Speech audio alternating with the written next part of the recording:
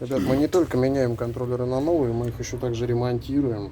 Здесь вот сгорела фаза, некоторые контроллеры, вот, например, типа такого, это векторный синусный контроллер.